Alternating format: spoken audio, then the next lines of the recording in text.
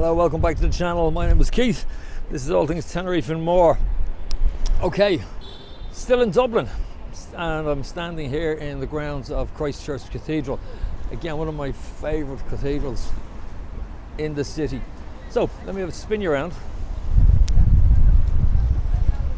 So you have Leonardo Hotels. It's a chain. It used to be Jury's Hotel Group. They've changed. They are a really good hotel, no question. Scattered all over the city.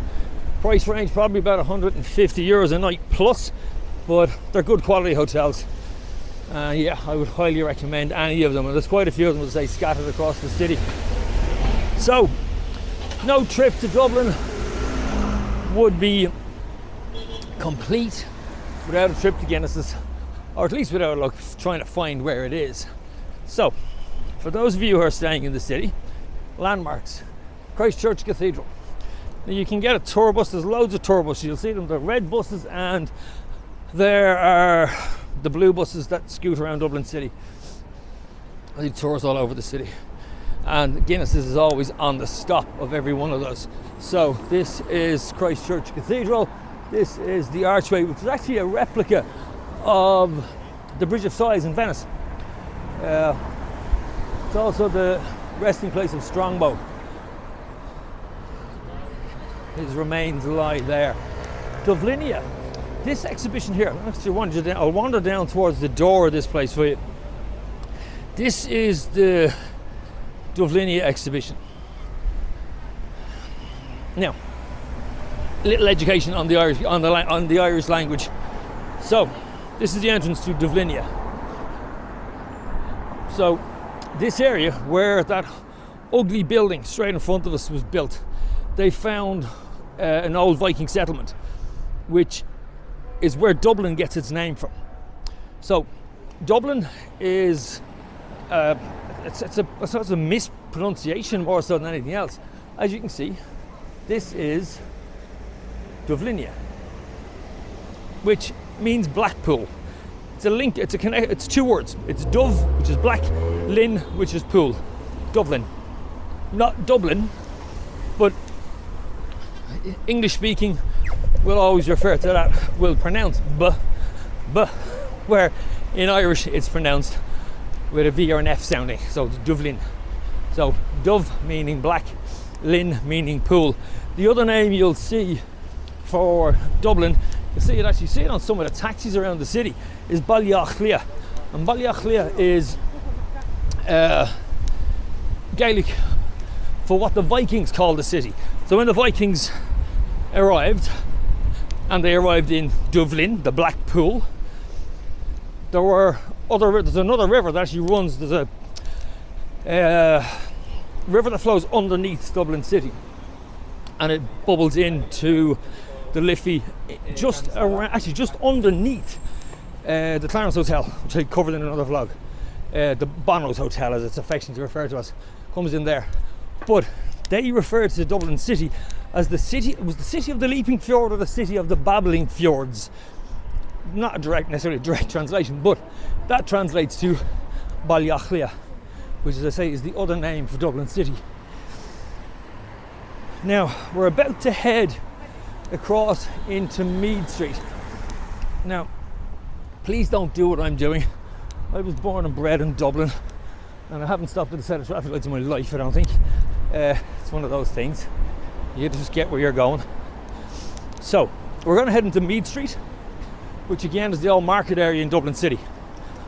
And still, it's more of a market area than Moore Street would have been. Moore Street, to me, was the centre of Dublin North Side, and it was one of the sort of bustling little market area.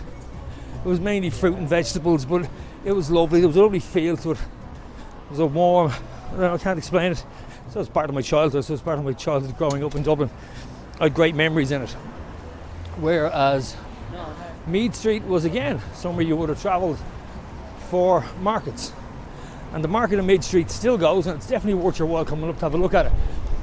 Now, this is the original Pale Wall, one of the remaining pieces of it. This wall covered the whole of Dublin City, and there would have been two doorways here into the city, literally where those two roads are. There were two archways there, and those two archways were the entrance into the Pale. So you'll often hear the expression outside the Pale. We're now outside the Pale.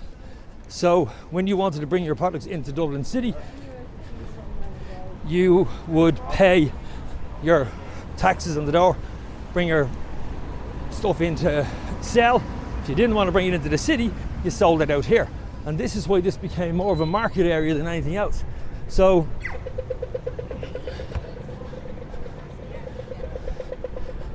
on my left, you have Francis Street. If you're looking for antiques in Dublin City, that's your place to go. A lot of old antique shops around that area.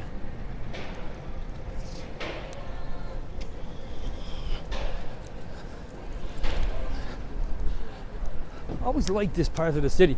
Don't spend a lot of time in it, and didn't, I suppose, maybe because it's the south side of the city, so you always, sort of north siders tend to stick to the north side and south side to the south side, if you know what I mean.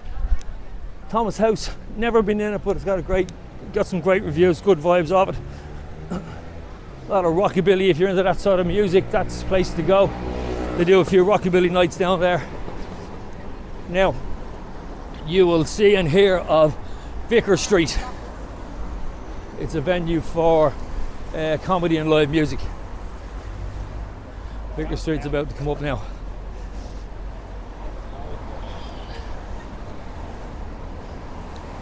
Let's have a look.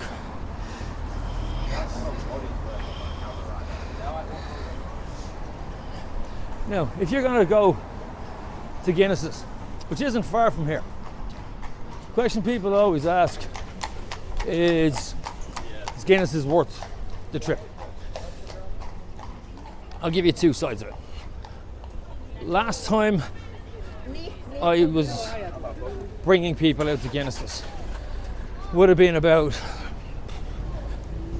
5 years ago, maybe 4 or 5 years ago, probably the last time I did tours of people out in Guinness's. At that time it was about €25 a ticket to go in and see it. So you go in, there's a tour of the process. If you're into your beer and you're into how beers are made, definitely worth your while. And it's kind of iconic. It's a real sort of, I went to Dublin and I visited Guinness, this sort of thing. It's kind of one of those things people do. The weather is going to go against me again, I think. I'm looking, I can feel rain coming down. So, yeah, back to wouldn't I do Guinness's. Honestly, I've done it myself. I've been there, had a little look at it, enjoyed it. This is Mead Street. Again, a lot of market stalls along here, selling everything from flowers. Most of them are undercover now, in fairness, they're actually inside. So, definitely worth a look if you're up this way. Love Tempo, that's a new bar. Never been in it, don't know much about it. Okay, we're now about a 5-minute walk from Guinness's, and I sincerely hope this rain's going to keep off for me, so at least I can get up that far with you. I don't think it's going to. Let's see if we can find some shelter. Again, nobody comes to Ireland for the weather. Certainly not. Okay. So, back to the Guinness debate. So, would you or wouldn't you? Let's see.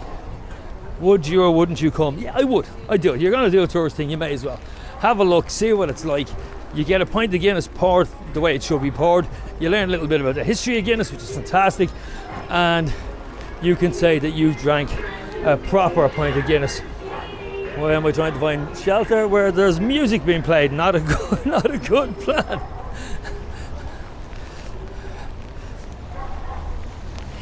So yeah, you'll have your pint of Guinness where it was meant to be served, and it does taste different. There's no question about it. How it's poured makes it different. The glass it's poured in, it makes it different.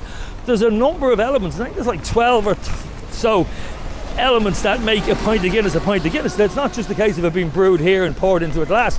There's a lot involved in it.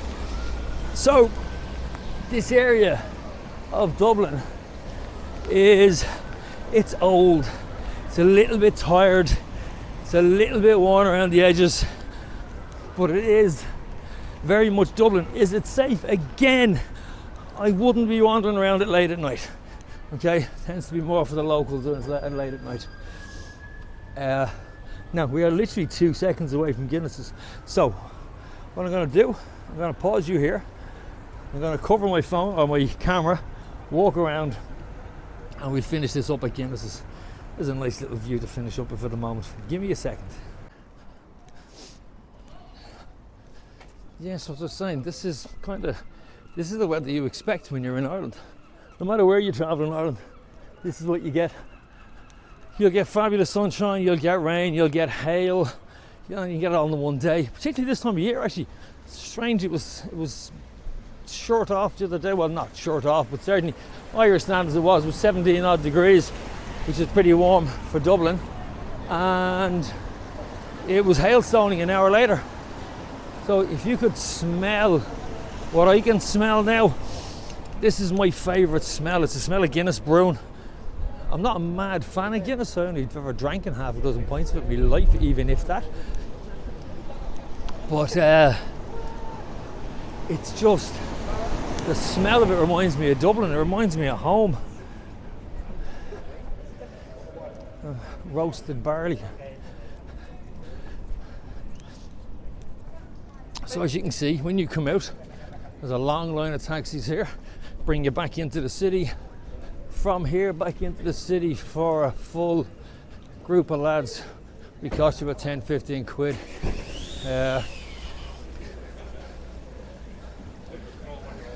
Whereas the horse and cart, I think it's about 20-25 euros. The boys will bring you in. They normally drop you down around Dublin Castle. It's a nice treat. Again, if you've got kids, it's an it's a nice way to get around. So yeah, definitely worth asking them out. So as I say, this is all Guinness. Everything you see.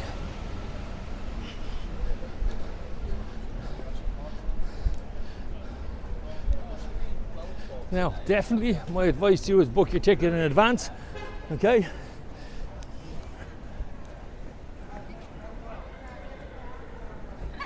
So this, as you can see, no, you're all right, mate. This is Guinness's. This is the entrance. So, book your ticket in advance. Don't risk queuing, particularly if it's raining. And enjoy it. Now, other option. I did say I'd give you another option. You come to here, you spend your 25-30 euros on your ticket, because I'm sure it's gone up, and you visit and you learn how it's made. Or you take a wander around one of the bars that we've passed on the way up, and you just stop in there and have a pint. Probably costs you about €5 or thereabouts, a lot less than Temple Bar. You won't be paying those sort of prices out this part of the city. So for around €5, you get your pint of Guinness, which is pretty much directly from here, and you get to enjoy about 4 or 5 of them for the price of whatever you pay to go in here and try one. Granted, you don't get the history, you don't get the atmosphere, but you can buy the t-shirts anywhere you like. But this is it. So I'm going to stop you here.